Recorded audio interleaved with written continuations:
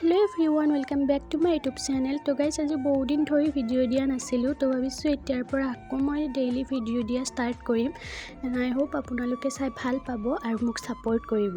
তো গাইস আজি ৰাতিপুৱা অকমান জলদি হৈ উঠিলো কাৰণ আজি মই কলেজত যাব লগা আছে আৰু তাৰ পাছত মই মুখ হাতখন ধুই এতিয়া অকমান হেয়াৰ মাসাজ কৰিছো কাৰণ মোৰ চুলিখিনি খুব বেছি বেয়া হৈ গৈছে আৰু এতিয়া পানী খাব লৈছো। মই বাৰু দিনটো 3-4 লিটাৰ পানী খাওঁ। আপোনালোকেও যিমান পাৰে সিমান পানী খাব দে কাৰণ গৰমো বহুত বেছি পৰিছে আৰু পানীটো এনো স্বাস্থ্যৰ কাৰণে ভালে হয়।